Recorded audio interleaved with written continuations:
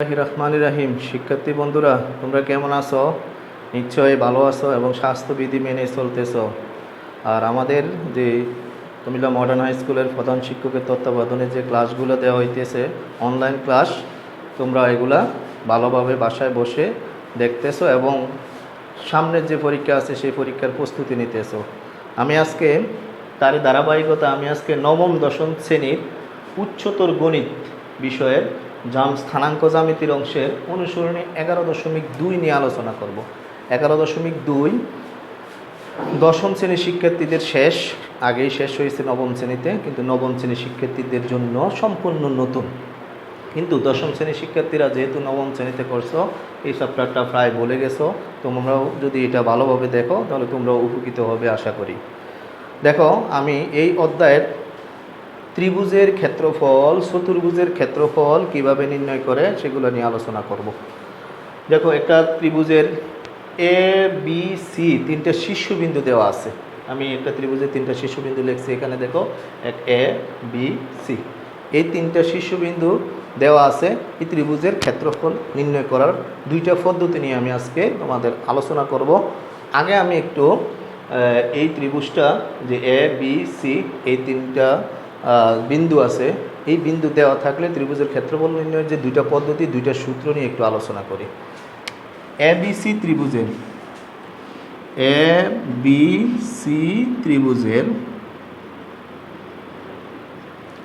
এ B বাহুকে C, small letter C, এবং BC বাহুকে এ, এবং দেখো এখানে এ বি আছে, সি নাই জন্য সি ধরছি, বিসি আছে, কি নাই, এ নাই, এ ধরছি, এবং এসি বাহুকে বি, এবিসি ত্রিভুজে এবি বাহুকে এসি এবং বিসি বাহুকে এ এবং এসি বাহুকে বি ধরে পরিসীমা 2s হলে এবিসি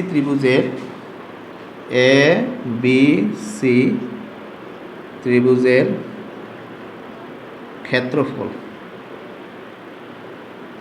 সমান সমান root over of S into S minus A, S minus B, S minus C বর্গ একক।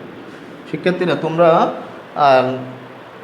গণিত বইয়ের 16.1-এ এই সূত্রটা পেয়েছো, এই জন্য তোমাদের কাছে আরও সহজ হয়ে গেছে যে এই সূত্রটা তোমাদের জানা সূত্র। আরেকটা হলো, আমরা যদি এই বিন্দুগুলোকে এ x1 y1, B x2 y2 এবং সি x3 y3, এই বিন্দু তিনটাকে ঘড়ির কাঁটার বিপরীতে কল্পনা করে ঘড়ির কাঁটার বিপরীতে নিয়ে ত্রিভুজের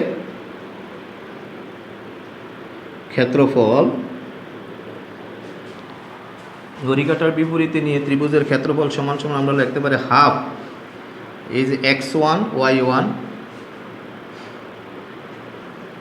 x2 y2, x3 y3, আবার x1 y1 এত বর্গ একক। দেখো, আমরা এখানে যদি এইভাবে দেখি, ধরো আমরা যদি এই x1 y1 বিন্দুটা এখানে ধরে নেই এবং x2 y2 বিন্দুটা এখানে ধরে নেই, ধরো সি x3 y3 বিন্দুটা ধরে নেই। আমরা যদি এইভাবে একটা ত্রিভুজ কল্পনা করি, তাহলে ঘড়ির কাঁটার বিপরীতে দেখো, এখান থেকে আরম্ভ করে এ x1 y1, তাহলে এই বাহু, এরপর আসছে x2 y2, এরপর x2 y2, এরপর এই বাহু আবার x3 y3, আবার এই বাহু ওইখানে আবার শেষ হবে x1 y1।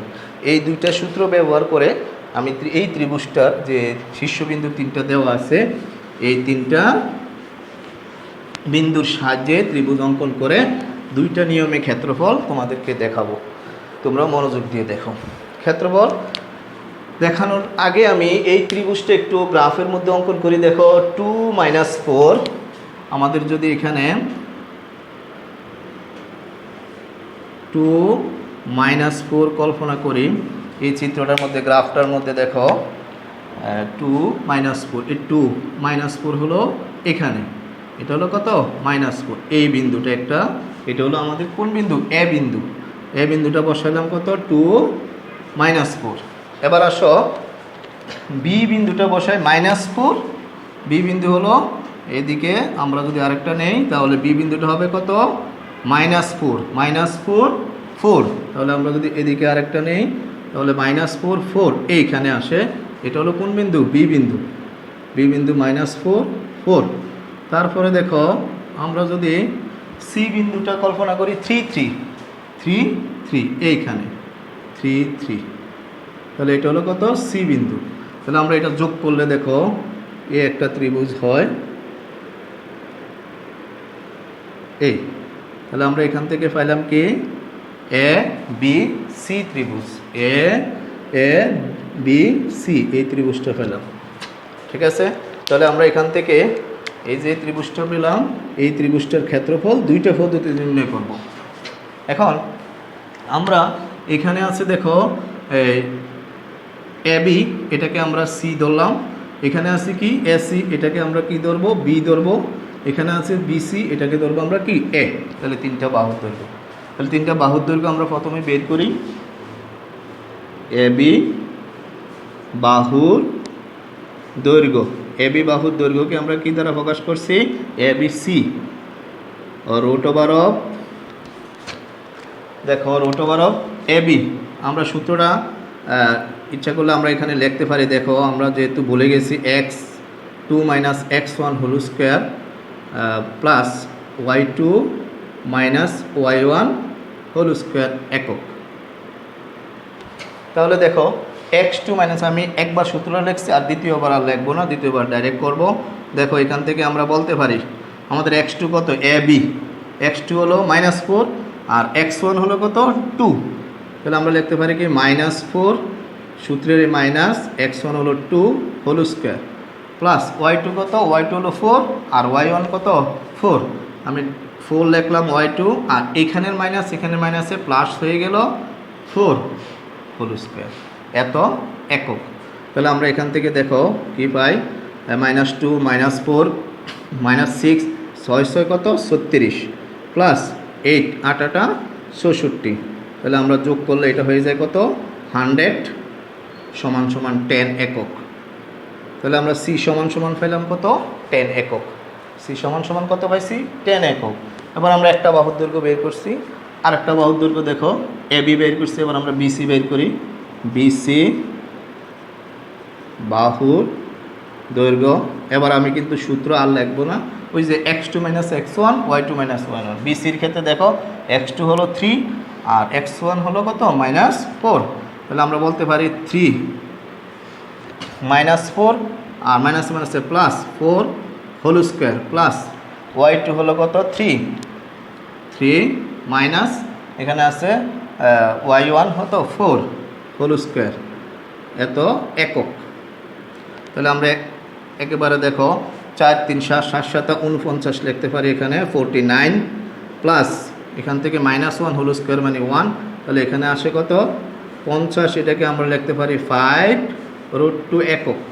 তাহলে কয়টা বাহুর দৈর্ঘ্য পাইছি আমরা 2টা বাহুর দৈর্ঘ্য পেয়ে গেছি। বিসি বাহুর দৈর্ঘ্য এটাকে আমরা এ দ্বারা প্রকাশ করব, সুতরাং এ সমান পাইলাম কত 5√2। তারপরে দেখো আমাদের আর বাকি আছে কোনটা এসি বাহুর দৈর্ঘ্য, তাহলে এসি বাহুর দৈর্ঘ্য, এসি বাহুর দৈর্ঘ্য আমরা কি করতে পারি দেখো এ এবং সি, তাহলে x2 কত 3 মাইনাস x1 কত 2 3 - 2 হোল স্কোয়ার প্লাস y2 কত 3 মাইনাস y1 কত -4, তাহলে মাইনাসে মাইনাসে +4 হয়ে যাবে হোল স্কোয়ার। তাহলে আমরা এখন দেখো এখানে পাইতেছি কত 3 থেকে 2 -2 মানে 1, 1 হোল স্কোয়ার মানে 1, 3 + 4 7, 7 হোল স্কোয়ার মানে 49 সমান সমান আমরা এখানে পাইতে পেরেছি আগেরটার মতোই 50, তার মানে 5√2 একক। ঠিক আছে, তাহলে আমরা দেখো তিনটা বাহুর দৈর্ঘ্য আমরা পেয়ে গেলাম। তিনটা বাহুর দৈর্ঘ্য কী কী? এটাকে যদি এসি বাহু বলি তাহলে আমরা এটাকে দিতে পারি বি।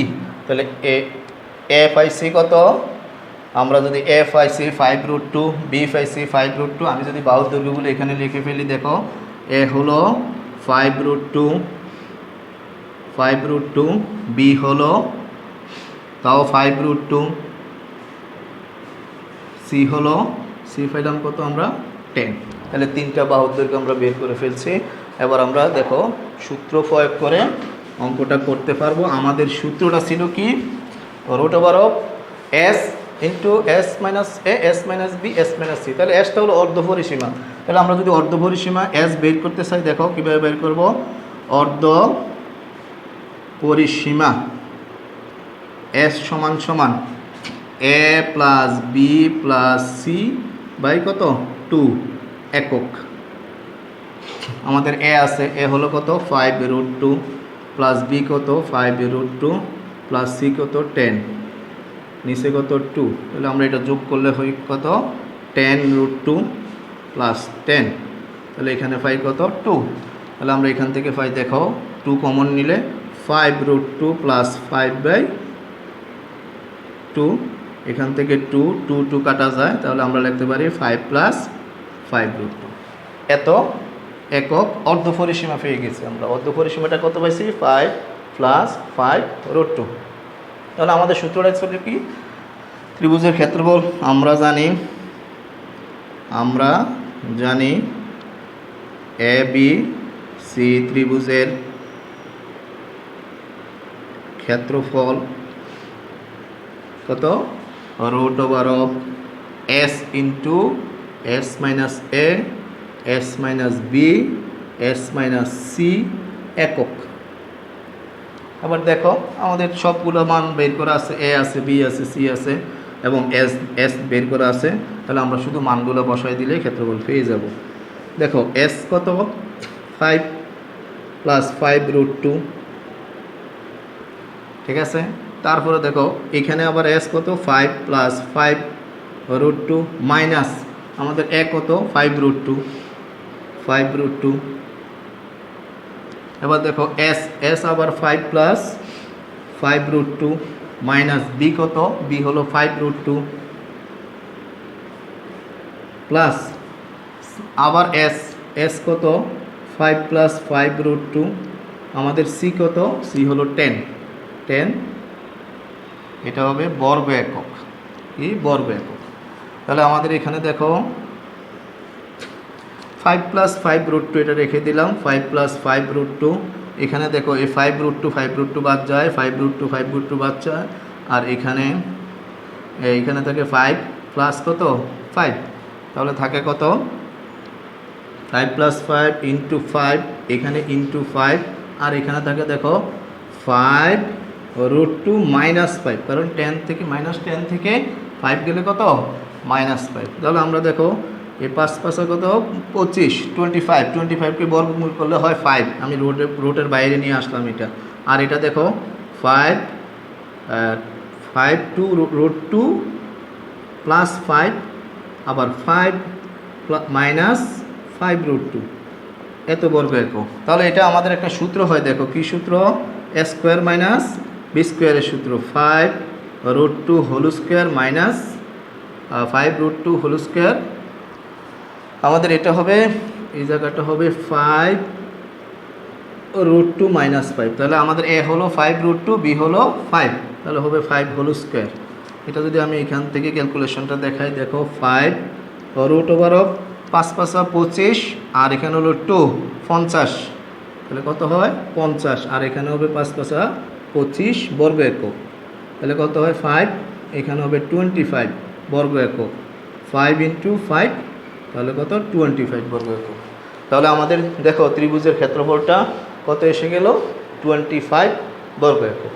তাহলে আমরা দেখো শিক্ষার্থীরা, তোমরা এরকম যদি তিনটা বিন্দু দেওয়া থাকে, অর্থাৎ ত্রিভুজের তিনটা শীর্ষবিন্দু দেওয়া থাকে, তাহলে ত্রিভুজের ক্ষেত্রফল, এটা হলো এই পদ্ধতিটা হলো তোমাদের পরীক্ষা যদি উল্লেখ থাকে বাহু এবং পরিসীমার মাধ্যমে ক্ষেত্রফল নির্ণয় করো, তাহলে তোমরা এইভাবে ক্ষেত্রফল নির্ণয় করতে পারবে। আর যদি বলে যে দ্বিতীয় পদ্ধতি, যে দ্বিতীয় সূত্রটার সাহায্যে পদ্ধতির সাহায্যে ক্ষেত্রফল নির্ণয় করো ঘড়ির কাঁটার বিপরীতে নিয়ে, তাহলে এটা এখন আমি দেখাবো। ঠিক আছে? তাহলে আমার মনে হয় তোমরা এই পদ্ধতিটা, যে বাহু এবং পরিসীমার সাহায্যে যে ক্ষেত্রফল নির্ণয়ের পদ্ধতিটা, তোমরা নিশ্চয়ই ক্লিয়ার হয়ে গেছো, যে কোনো অঙ্ক করতে পারবে। দেখো শিক্ষার্থী বন্ধুরা, আমরা এবার দ্বিতীয় পদ্ধতিটা করার জন্য যাব। দ্বিতীয় পদ্ধতির যে সূত্রটা ছিল, সেই সূত্রটা তোমাদের আমি আবারও এখানে লিখি। দেখো, হাফ x1 y1, এগুলো কিন্তু ঘড়ির কাঁটার বিপরীতে বিন্দুগুলা। তারপর x2 y2, x3 y3, x1 y1 আবার। ঠিক আছে? এখন আমরা আমাদের যে ত্রিভুজটা আমরা বোর্ডে অঙ্কন করছিলাম, আমি একটু মোটা করে দেখাই। দেখো, এইটা, এই যে এটা আমরা যদি এখান থেকে দেখো আরম্ভ করি ঘড়ির কাঁটার বিপরীতে, প্রথমে আসে কি সি থেকে বিতে আসবো, অর্থাৎ ঘড়ির কাঁটার বিপরীতে মানে কি, ঘড়ির কাঁটা যেদিকে করে তার বিপরীত দিকে নিব আমরা। তাহলে সি থেকে কোথায় আসবো? বিতে। বি থেকে কোথায় আসবো? এতে। এ থেকে আবার কোথায় যাব? সিতে যাব। এইভাবে আমরা, তাহলে প্রথমে আসি কি সি। তাহলে বিন্দুগুলিকে ঘড়ির কাঁটার বিপরীতে নিয়ে ত্রিভুজের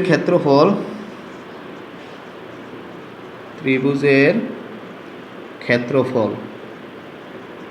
সমান সমান হাফ হোক। আমরা আমাদের যে বিন্দুটা নিয়েছিলাম এখান থেকে আরম্ভ করব, x1 y1, অর্থাৎ কত? 3 3 3। এবার সি থেকে আমরা আসবো এই বাহু বরাবর বিতে, ঘড়ির কাঁটার বিপরীতে কত আসছে? -4 4। তারপরে বি থেকে কোথায় যাব? আবার এতে কত আছে? 2 -4। তাহলে আমাদের ত্রিভুজ কিন্তু সম্পূর্ণ হয় না। এখান থেকে এখানে আসলাম, এখান থেকে এখানে গেলাম, আবার এখান থেকে এখানে যাব, তাহলে ত্রিভুজ সম্পূর্ণ হয়ে যাবে। তাহলে 3 3 এত বর্গ একক। এবার আমরা এটা ভাঙানোর পদ্ধতিটা একটু দেখব। দেখো, আমরা প্রথমে এইভাবে নিব, প্রথমে এইভাবে গুণ করব। এইভাবে গুণ করলে সবগুলোই হবে ধনাত্মক। দেখো গুণটা দেখো, 3 আর 4 12, প্লাস 4 4 16, মাইনাসে প্লাস 16, প্লাস 3 দুগুণে 6। তাহলে আমরা তিনটা গুণফল পেয়ে গেলাম। প্রথমে বলছিলাম এইভাবে নিব। এবার দেখো, দ্বিতীয়বারে আমরা নিব এইভাবে। এবার যখন এইভাবে নিব, তখন কিন্তু প্রত্যেকটার চিহ্ন হবে মাইনাস। তাহলে মাইনাস হলে কি হয়? প্রথমে 3 4 কত? 12,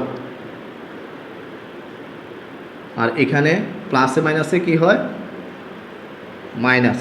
তাহলে আমরা এখানে সেকেন্ড ব্র্যাকেট দিয়ে দিই, আবার প্লাস, আবার মাইনাস। এবার দেখো 4 দুগুণে কত? 8, মাইনাস 3 4 12, এখানে কিন্তু আর একটা মাইনাস আছে, মাইনাস। তাহলে আমরা এত বর্গ একক। তাহলে আমরা গুণটা আবার পেয়ে গেলাম। আবার একটু লক্ষ্য করি গুণটা আমি কীভাবে করছি। এইভাবে প্রথম এই 3টা গুণ হবে প্লাসের, দ্বিতীয় এই 3টা গুণ হবে মাইনাসের। তাহলে আমরা পাই, দেখো এখন কত? হাফ, এখানে 12 16 প্লাস 6 প্লাস 12 -8, মাইনাসে প্লাস 12 বর্গ একক। আবার আমরা যোগটা করে ফেলে দেখো, এটা 1 2 3, 3টা 12 আছে। তাহলে 3টা 12 কত? 3 12 36। আর এখানে আছে দেখো 16 আর 36 কত হয়? 16 আর 36 52। এরপরে দেখো 6 আর 52 কত হয়? 58 থেকে 8 গেলে 50। তাহলে আমরা এইভাবে করতে পারি, যোগেরগুলো একসাথে যোগ করলে 58 মাইনাস 8 বর্গ একক।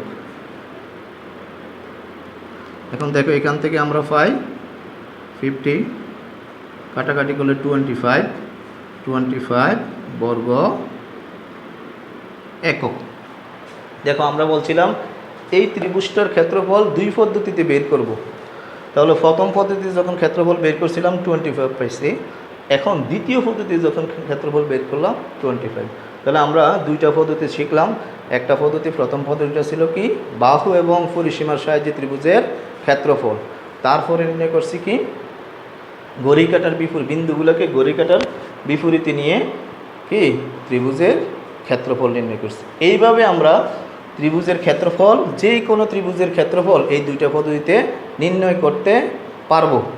ঠিক আছে শিক্ষার্থীরা, তোমরা নিশ্চয় এই দুইটা পদ্ধতি ব্যবহার করে যে কোনো ত্রিভুজের ক্ষেত্রফল নির্ণয় করতে পারবো। ঠিক আছে, তাহলে আমরা একটা চতুর্ভুজের ক্ষেত্রফল নির্ণয়ের পদ্ধতিও, এই পদ্ধতি ঘড়ি কাটার বিপরীতের পদ্ধতি শিখে ফেলবো। শুধুমাত্র তফাৎ হলো আমরা এখানে 3টা বিন্দু নিছি, আর চতুর্ভুজের ক্ষেত্রফল হবে কয়টা বিন্দু? 4টা বিন্দু। ঘড়ি কাটার বিপরীতে নিয়ে চতুর্ভুজের ক্ষেত্রফলের আমি একটা অঙ্ক দেখাবো, তাহলে তোমরা চতুর্ভুজের ক্ষেত্রফল নির্ণয় করতে পারবে। চতুর্ভুজের ক্ষেত্রফল নির্ণয় করার জন্য আমি একটা চতুর্ভুজের 4টা শীর্ষবিন্দু নিয়ে যাই। দেখো A14, এ কত 14, B -4 3, C 1 -2 এবং D 40। আমরা যদি এই বিন্দুগুলা লেখচিত্রের মাধ্যমে আমরা বসানোর চেষ্টা করি, তাহলে অনুমান করে বসাইতে পারি 14, ধরো 14 বিন্দুটা এখানে, A14, B -43, B এখানে হইতে পারে -43, তারপরে C 1 -2, এটা হলো কি আমাদের C 1 -2। তারপরে আমাদের হইতে পারে D হলো 40, ধরো ডিটা এখানে আসবে, D 40। তাহলে আমরা যদি যোগ করি দেখো, তাহলে এটা একটা কি হয়, চতুর্ভুজ। তাহলে এই চতুর্ভুজের ক্ষেত্রফলটাও আমরা ঘড়ি কাটার বিপরীতে নিয়ে নির্ণয় করব। আমরা এটাকে যদি ধরি x1 y1, এটাকে যদি x2 y2, এটাকে ধরি x3 y3, এটাকে যদি ধরি x4 y4। ঠিক আছে, তাহলে আমরা দেখো এই A B C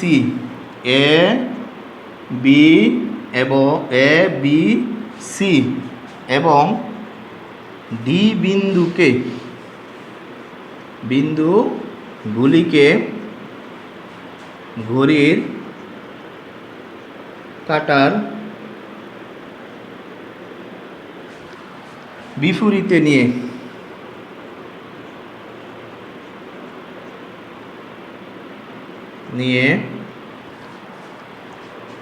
A B C D চতুর্ভুজের ক্ষেত্রফল হাফ। আমরা ত্রিভুজেরটা যেভাবে নির্ণয় করছি, চতুর্ভুজেরটা শুধু একটা বিন্দুর স্থানাঙ্ক বেড়ে গেছে। দেখো আমি এগুলো x1 y1 x2 y2 x3 y3 x4 y4। তাহলে সূত্রটা আমরা এভাবে লিখতে পারি। দেখো সূত্রটা লিখব x1 y1 x2 y2 x3 y3 x4 y4, তারপরে আবার x1 y1। তাহলে আমাদেরকে এইভাবে আসতে হবে ঘুরে আসতে হবে। ঠিক আছে, তাহলে আমরা দেখো আমরা মানগুলো বসায় দেই। x1 y1 আমরা এখান থেকে আসি, দেখো 1 4, তারপরে কত -4 3 এ থেকে বিতে আসলাম, তারপরে যাব কোথায় সিতে, সিতে কত 1, সিতে হলো 1 -2, সিতে কত 1 -2, তারপরে যাব ডিতে, ডিতে হলে কত 4 0, তাহলে এ থেকে বিতে এটা, বি থেকে সিতে বিসি, সি থেকে ডিতে সিডি, আবার ডি থেকে কোথায় যেতে হবে এতে, তাহলে আমাদের চতুর্ভুজটা কমপ্লিট হবে 1 4 এত বর্গ একক। দেখো শিক্ষার্থীরা, আমি ত্রিভুজের ক্ষেত্রফল নির্ণয় করার সময় তোমাদেরকে পদ্ধতিটা শিখিয়ে ফেলছিলাম গুণে, এবং তোমরা সহজেই করতে পারবা। অর্থাৎ প্রথমে আমরা নিব এইভাবে, এবং সবগুলোই কি হবে ধনাত্মক, তাহলে 1 আর 3 গুণ করলে 3, -2 -4 গুণ করলে মাইনাসে মাইনাসে প্লাস 8, 1 প্লাস 1 আর 0 গুণ করলে 0, 4 4 কত 4 আর 4 আর 4 গুণ করলে কত 16, এটা সবগুলোই কি ধনাত্মক। এবার ঋণাত্মক, এগুলা 4 আর 4 গুণ করলে 16, মাইনাসে মাইনাসে প্লাস হয়ে যাবে প্লাস 16, 3 আর 1 গুণ করলে 3 -3 হবে, -2 4 গুণ করলে -8, মাইনাসে মাইনাসে প্লাস 8, আর এটা হয়ে যাবে কি 0।